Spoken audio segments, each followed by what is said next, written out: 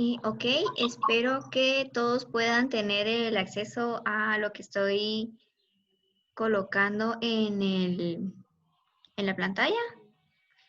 Buenas tardes a todos. Espero que ya Buenas estén tardes. todos conectados y ¿Me los que escucho? no se van a quedar para la Estoy en siguiente clase. clase. En total tengo 20, significa que los 7 pendientes se van a conectar en la siguiente clase. Bueno, entonces les quería comentar. Para esta semana teníamos un calendario con muchas actividades, pero de acuerdo pues al tiempo en el que estamos, a que ya nos queda poco tiempo para terminar el semestre, entonces les reduje un poco las tareas para que no fuera muy pesado y no tuvieran que tener tantas actividades y así pudieran enfocarse a lo que vamos a hacer. Ok, entonces, la actividad número 19 va a ser un glosario que ustedes ya han ido construyendo conforme han ido pasando los cursos o conforme han ido estado en las sesiones y han realizado sus tareas. Entonces, su glosario pues es de 50 términos de todos los términos que vimos durante este curso, que fue todo el mes de junio. Y acá van a tener el espacio para que ustedes colocan ese glosario. Acá van a encontrar las instrucciones, que es pues un glosario, en donde van a recopilar todo el vocabulario aprendido durante el curso. Y va a estar constituido con 50 términos.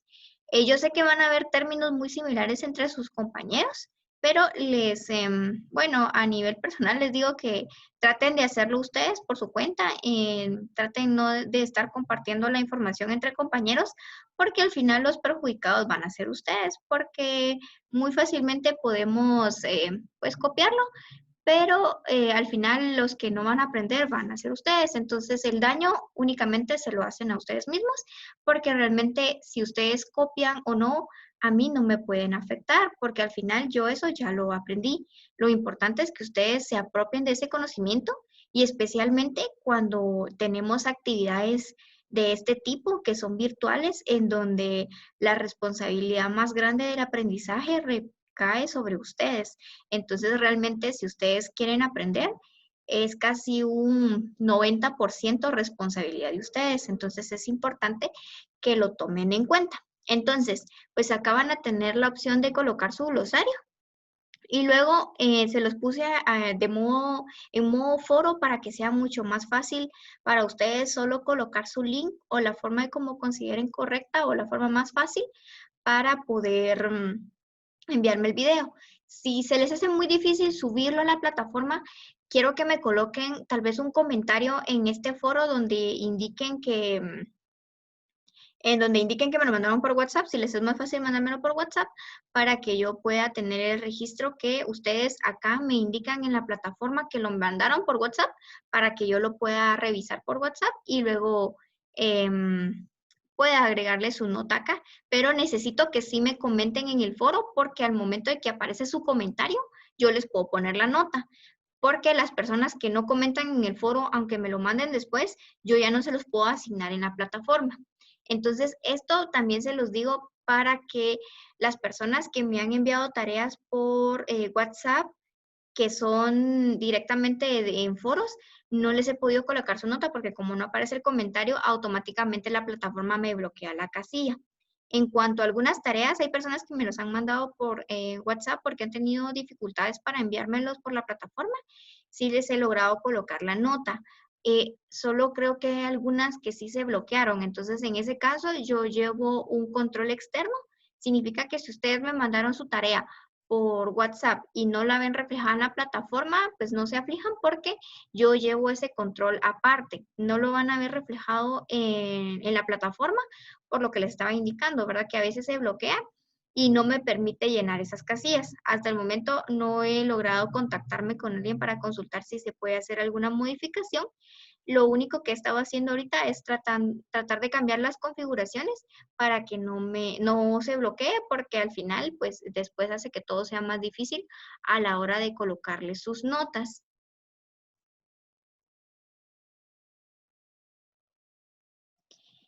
Bueno, acá en cuanto a la elaboración del video, ¿de qué se va a tratar? Pues el video va a ser básicamente de las evidencias aprendidas. Significa que ustedes van a colocar en ese video qué fue lo que aprendieron durante todo el curso. Es importante que ustedes puedan pues hacer un general sobre lo que se vio en el curso. Si se dieron cuenta, pues fueron bastantes cosas y bastantes temas los que vimos. Entonces hacen un general y pueden después centrarse en un tema. Supónganse que ustedes quieren hablar, bueno, de qué se trata de epidemiología y empiezan a decir de qué se trata de epidemiología, muy brevemente van describiendo pues todo lo que vimos y al final se quieren centrar en salud pública. Pues pueden hacer una pequeña descripción, una introducción de 1 o 2 minutos y luego los 3 minutos restantes se pueden basar en salud pública, si ese es el tema que a ustedes les interesaría hacer hincapié. Entonces ustedes van a elegir, van a hacer un general de todo el curso y luego van a hacer hincapié en uno de los temas que más les llamó la atención. Entonces, si se dieron cuenta, vimos un montón de temas y pues de todos esos, ustedes van a elegir con el que mejor pues se identificaron o el que más les llamó la atención o el que más les gustó.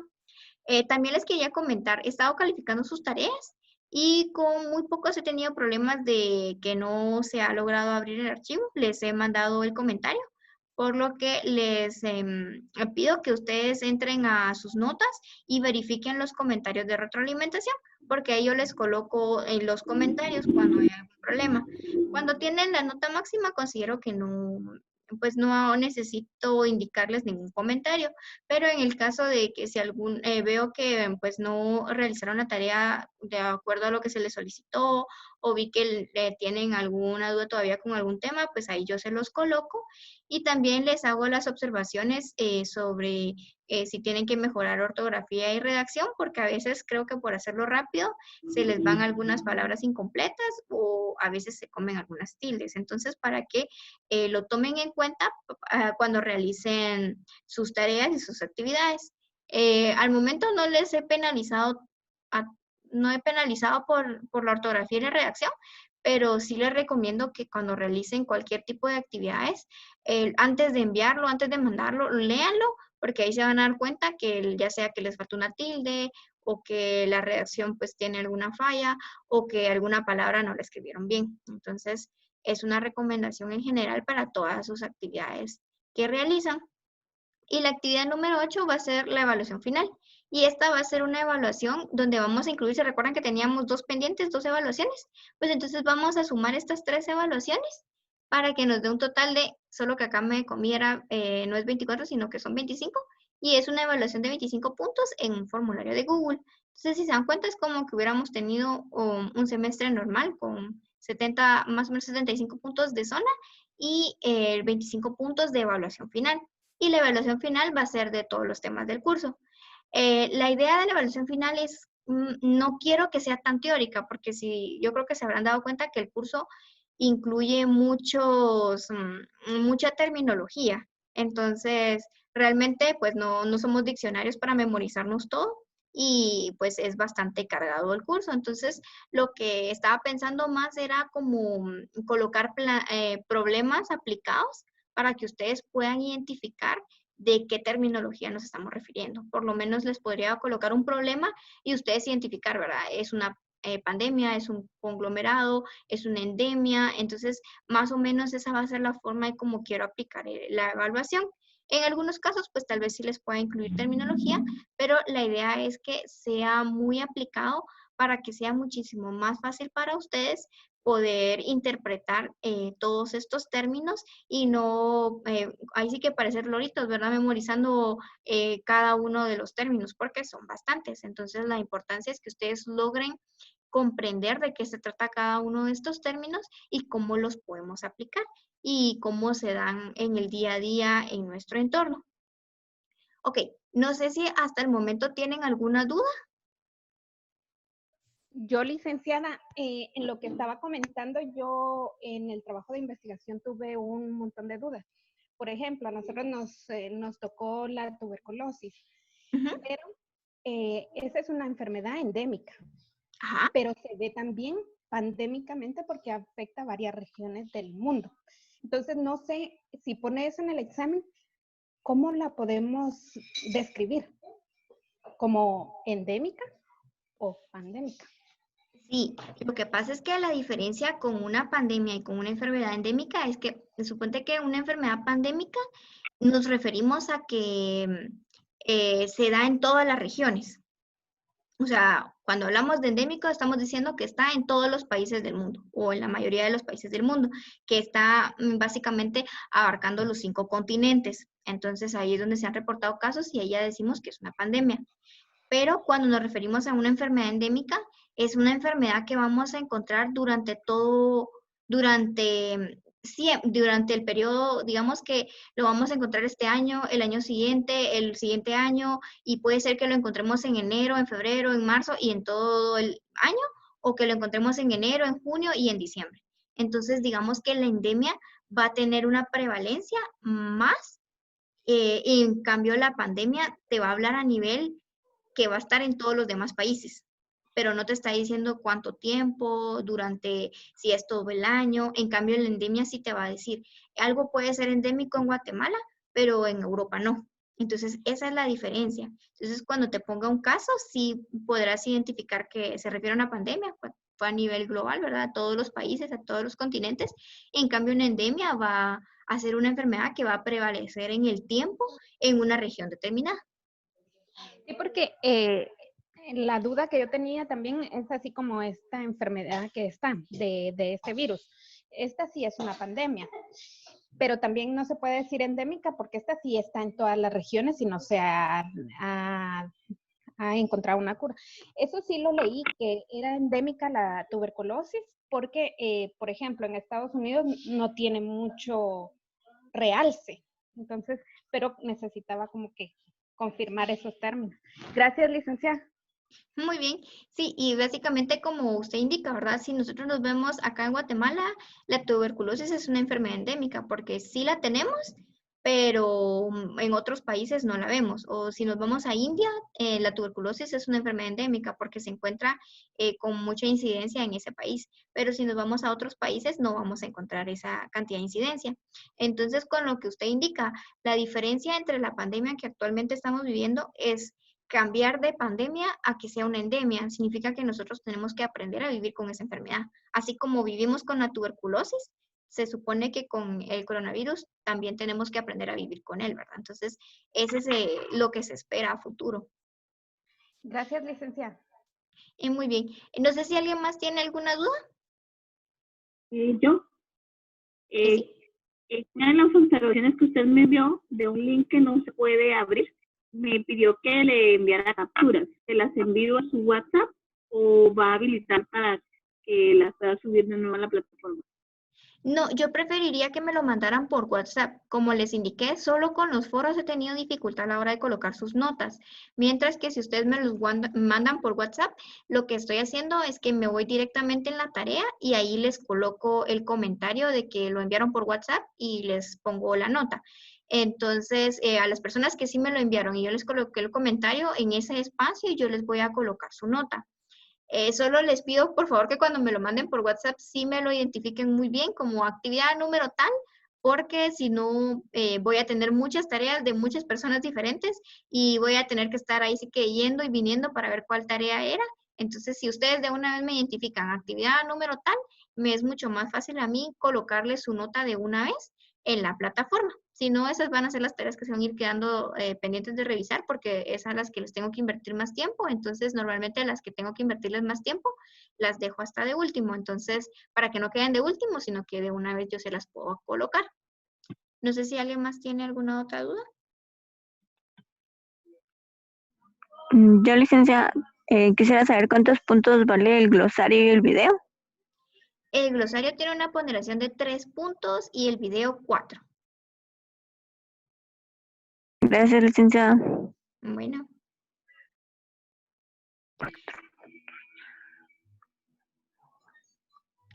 Ok, si quieren vamos a empezar lo que está planeado para el día de hoy en la clase y luego al final vamos a abrir un espacio para que ustedes pues también me comenten. También en el foro, como les coloqué el espacio para que colocaran la evidencia aprendida, también me podrían comentar cómo sintieron que les fue con el curso, qué les pareció, cómo desarrollaron las actividades, si creen que fueron muchas, si creen que fueron pocas, si alcanzaron los objetivos, si tuvieron un buen aprendizaje, cómo les fue con la mediación pedagógica, cómo les fue con actividades muy asincrónicas, porque básicamente les tocó ahí sí que hacerlo por su cuenta y las sesiones pues duraron poco tiempo y no es como una escuela de vacaciones normal, ¿verdad? Donde nosotros tenemos 5 horas para estar ahí resolviendo las dudas y dando las clases de forma presencial. Entonces, les pido que ustedes nos coloquen, bueno, me coloquen sus comentarios porque a mí me son de mucha utilidad, ya que el siguiente semestre lo vamos a seguir trabajando de esta forma y me gustaría saber cómo se sintieron con esas actividades, cómo les va, si les está quedando mucha dificultad, si están teniendo problemas de conexión, porque recordemos que no todos vamos a tener las mismas condiciones y no todos estamos pues en el mismo contexto. Entonces, es importante porque como les indiqué hoy por WhatsApp, todos pues tenemos diferentes actividades que hacer, ¿verdad? Tanto en nuestro trabajo, en nuestra vida, con nuestra familia, que a veces hace que se nos dificulte un poco poder atender todas esas actividades. Entonces, normalmente ustedes sabían que a mí no me gustaba dejar mucha tarea, de por sí nunca me ha gustado dejar mucha tarea, creo que con una tarea a la semana para mí es suficiente, incluso considero que con 3 tareas en el semestre es suficiente. Entonces prefiero mayormente trabajar en el salón porque sé que ahí ustedes pues todas las dudas las van a resolver y pues me gustaría saber cómo les fue y qué les parece y qué oportunidades de mejora me pueden recomendar para que yo las tome en cuenta en el siguiente semestre. Y pues vamos a empezar con la clase.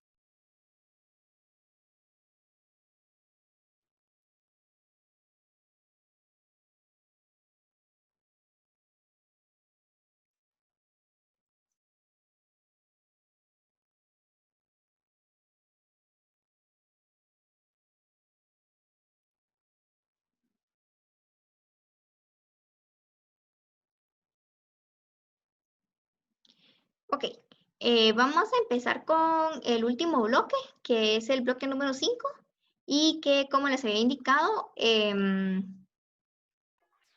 estas actividades yo se las agregué que no estaban incluidas en su programa de curso, pero considero que sí es necesario que ustedes los tomen, que ustedes lo tengan en cuenta porque les va a servir de mucha utilidad para poder aprender, ¿verdad? Y nunca está de más tener un conocimiento extra. Bueno, entonces primero vamos a conocer un poquito sobre las triadas epidemiológicas. Tenemos que saber que existen estas triadas, que valga la redundancia, se refiere a 3 factores que van a actuar en la epidemiología y que es importante conocer cuál es su papel. Entonces, para las triadas epidemiológicas tenemos que saber que contamos con las variables epidemiológicas y estas pues van a ser el tiempo, el espacio y las personas. Y también estas pues van a estar constituidos por sus componentes y los componentes de las triadas van a ser el agente, el ambiente y el huésped. Cuando nosotros nos referimos a una triada, nos vamos a referir que es una metodología que se va a caracterizar para las enfermedades básicamente infecciosas debido a que identifica la interacción entre el agente, que es el que va a causar la enfermedad, el ambiente, que es donde nos desenvolvemos, el virus y el huésped. Entonces, pues puede ser un virus o puede ser una bacteria y el huésped va a ser el reservorio en el cual se va a dar esa enfermedad. Entonces, podemos ver que también vamos a identificar intermediarios, que van a ser los vectores, y los vectores van a ser aquellos que van a tener una enfermedad, pero básicamente esa enfermedad no los va a afectar a ellos, sino que ellos van a ser el puente para otros animales. En el caso de, así como el Zika, la chikungunya y el dengue, los vectores son los zancudos y ellos son ese puente para que ese patógeno entre a nuestro organismo y nos cause una enfermedad. Entonces, un zancudo no se ve afectado, no se enferma, no le pasa nada, pero si ese zancudo nos pica a nosotros, sí nos enferma y sí nos vemos afectados. Bueno, en cuanto a las triadas, pues vamos a tener a la triada sistemática. En la triada sistemática nosotros vamos a incluir el lugar, el ambiente y el agente.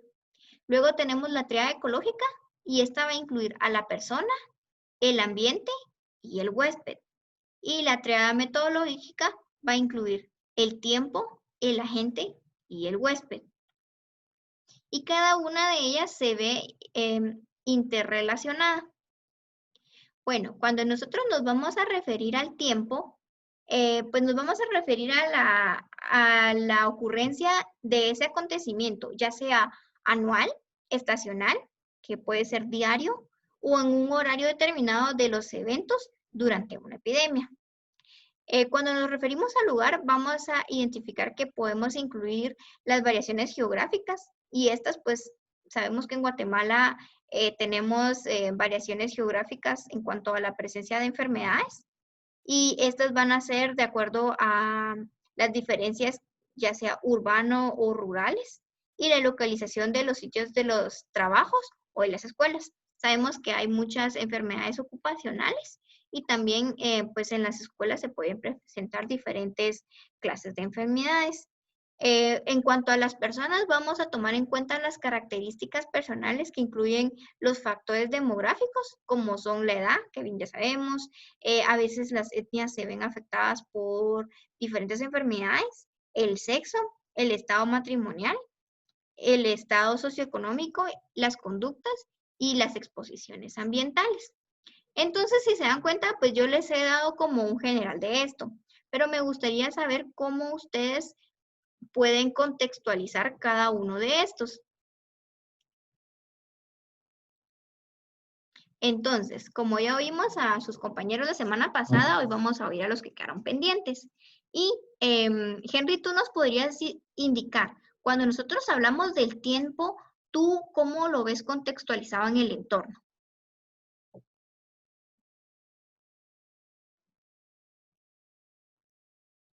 Henry, ¿tú me podrías indicar cómo lo ves contextualizado en el entorno?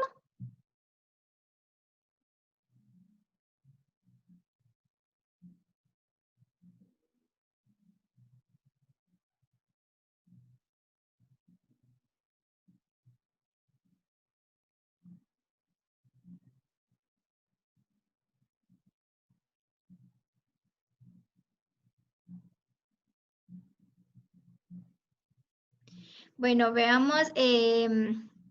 Wendy, ¿tú me podrías decir cómo vemos el tiempo en las enfermedades? ¿De qué manera lo ves contextualizado?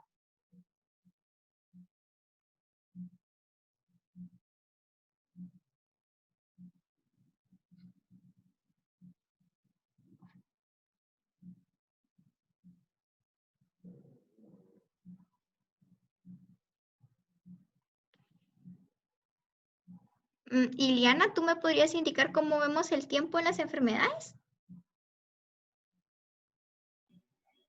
Considero que no, o sea, las enfermedades pueden ocurrir en cualquier tiempo y este, como la que vemos ahora, pues no sabíamos el tiempo o no sabemos en cuánto tiempo va a durar, cuántos meses va a estar. Ajá, muy bien. Nosotros cuando hablamos a niveles epidemiológicos sobre el tiempo, tenemos que identificar que a veces hay enfermedades que se van a dar en cierta periodicidad. Por lo menos en esta época del año, lo que vemos muy comúnmente son enfermedades respiratorias y gastrointestinales. Y eso se da debido a la estación climática que tenemos lluvia, ¿verdad? Entonces, esto genera esa mayor cantidad de enfermedades de ese tipo. Entonces, así podemos ir interpretando que dependiendo de la estación del año y dependiendo de pues la actividad diaria, puede ser también, dependiendo de todo el periodo de tiempo que vaya ocurriendo, pues pueden presentarse enfermedades con mayor incidencia, o sea, pueden haber más casos de cierta enfermedad pues simplemente por el tiempo, ¿verdad? Mercy, ¿tú me podrías indicar que cuando nos referimos a lugar, a qué nos vamos a referir?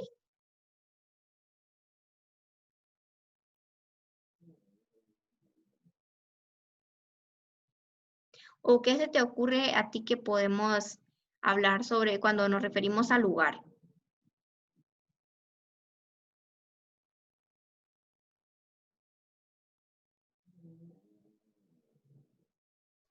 Licenciada, ¿Aquí? una pregunta. ¿Sí?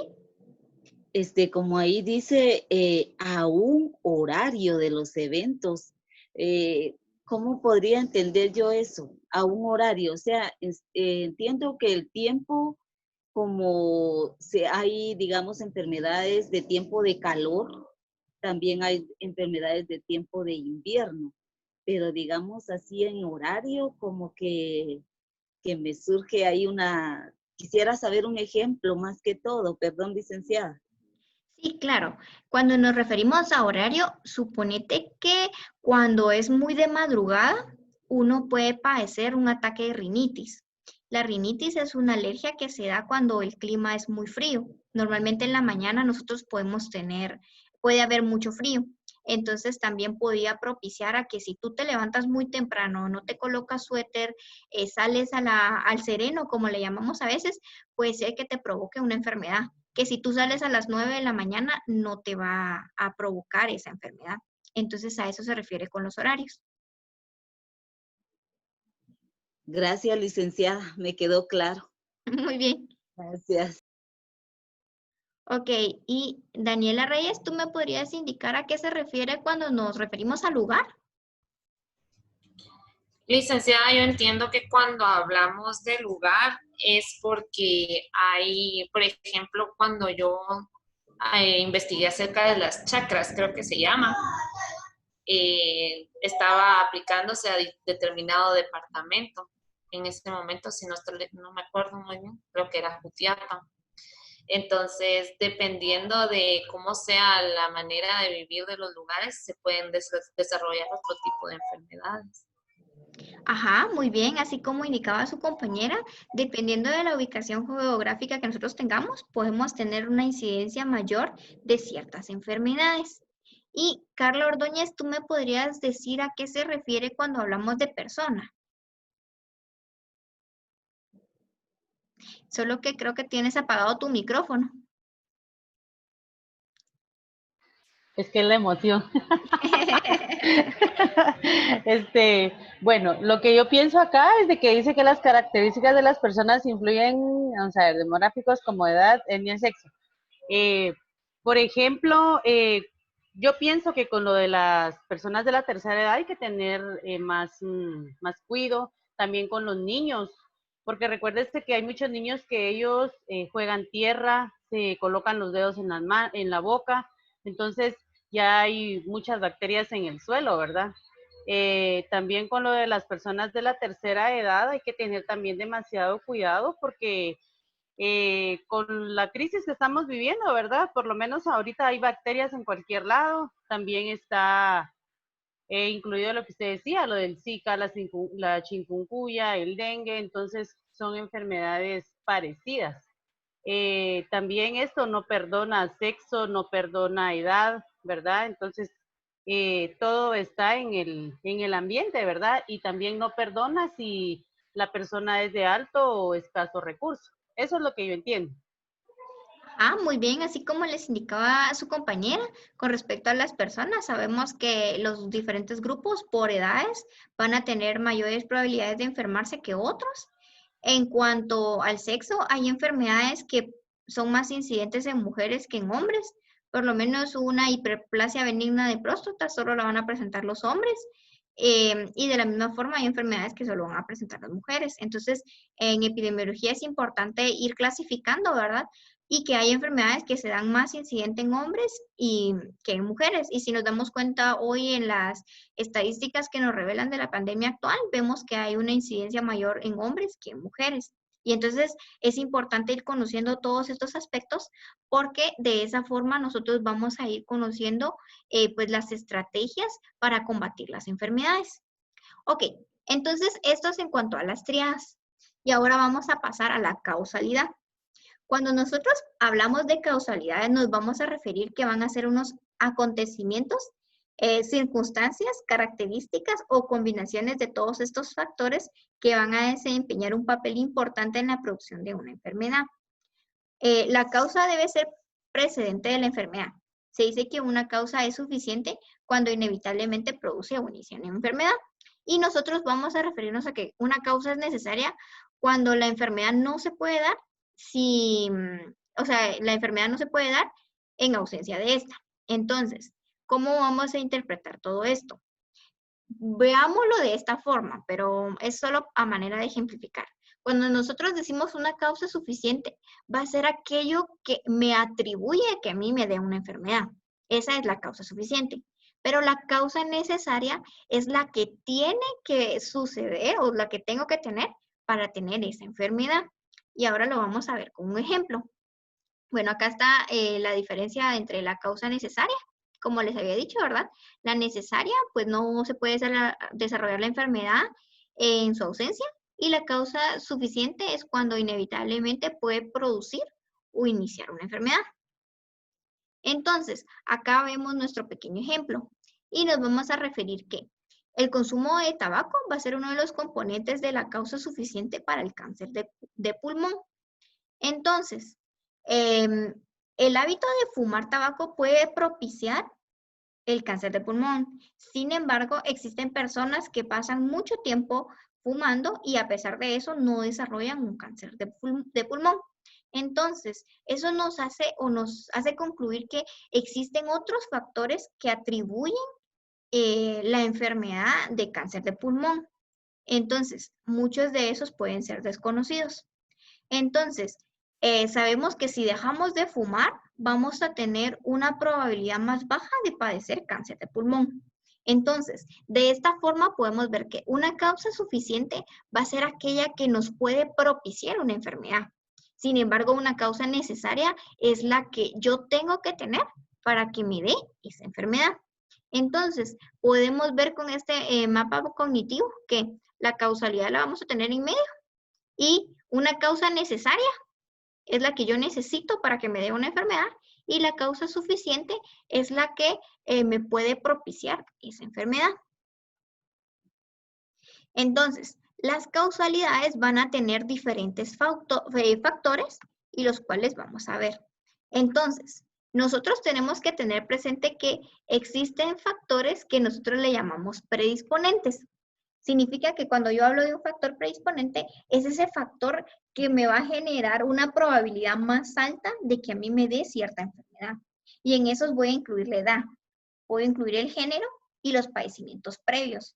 Entonces, como indicaba su compañera, existen enfermedades que mayormente se van a presentar en adultos mayores, o que puede ser que se presenten más en niños o en lactantes. Entonces, esos factores van a predisponer a esas enfermedades. En este caso, si estamos hablando de enfermedades gastrointestinales, sabemos que son muy críticas para estos dos grandes grupos que mencioné.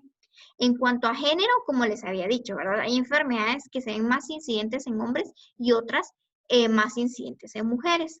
Y cuando hablamos de padecimientos previos, puede ser que alguna enfermedad a mí después yo me haya enfermado de algo y posteriormente a eso, pues me puede generar mayor susceptibilidad. Por lo menos si yo padezco de insuficiencia renal, una gripe común, pues no la voy a pasar igual que una persona que no tiene una enfermedad renal.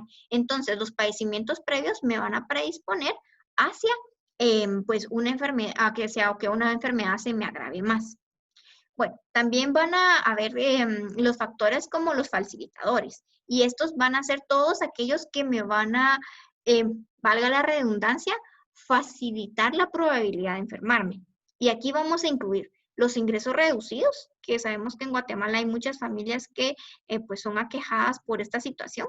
La alimentación escasa, cuando a veces no se tiene un esquema adecuado de alimentación ni con la alimentación saludable que se debería de tener, o viviendas inadecuadas, y pues aquí podemos ver el hacinamiento, podemos ver una infraestructura inadecuada que puede propiciar las enfermedades, y la asistencia médica insuficiente. Como vemos en la clase pasada, ¿verdad? Que contamos con la atención primaria de salud, pero bien sabemos que muchas personas no suelen tener alcance, ya sea por falta de información o por las distancias, porque a veces pues los lugares les quedan muy lejos.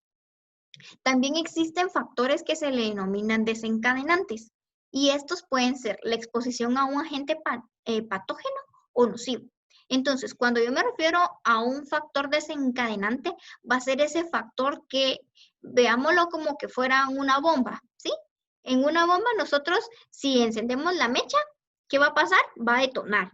Entonces, Cuando hablamos de los factores desencadenantes, van a ser como esas bombas, que al exponernos a ese agente patógeno o nocivo, nos va a dar la enfermedad, o sea, nos los va a generar. También existen factores potenciadores y estos van a ser las exposiciones repetidas. Entonces, cuando hablamos de un factor potencializador, van a ser todos esos factores que los vamos a ir sumando, vamos a sumar muchas cosas y todos esos factores al momento de sumarlos nos van a generar la probabilidad más alta de padecer esa enfermedad. Entonces, si se dan cuenta, pues existen muchas cosas que en el día a día vemos y pues así las podemos ir clasificando. Por lo menos en el cáncer de pulmón podemos ver que, bueno, una persona fuma bastante, no hace ejercicio, puede ser que esté expuesto al humo de los escapes de los carros muy a menudo, tenga un trabajo donde se expone mucho a estos gases. Entonces, esa suma de factores van a ser factores que potencializan la aparición de esa enfermedad. Bueno, para eso también vamos a identificar que existe la fuerza o la intensidad que va a implicar el grado de asociación entre la causa y el efecto. Entonces, aquí vamos a tener las enfermedades infecciosas causadas por gérmenes y las enfermedades crónicas, y estas las vamos a asociar a las estadísticas que normalmente se van recopilando. Entonces, ¿cómo podemos ver la fuerza y la intensidad? Podemos identificar que de acuerdo a el análisis de casos y la cantidad de reportes que se tengan de cierta enfermedad, podemos ir viendo qué tan fuerte es una enfermedad, o sea, qué tan incidente es. ¿Por qué? Porque nosotros debemos de reportar y debemos de analizar esos datos. Debemos de tener un control muy interesante de todas las enfermedades, cuántas se presentan, cómo es, en este caso, la incidencia, ¿verdad? En cada país, en cada región, en cada localidad, por departamento. Entonces nosotros vemos que si esa enfermedad se presenta mucho, entonces eso tiene bastante fuerza. Y la intensidad es qué tan nociva es esa enfermedad al momento de presentarse. Chicos, ya solo me queda un minuto.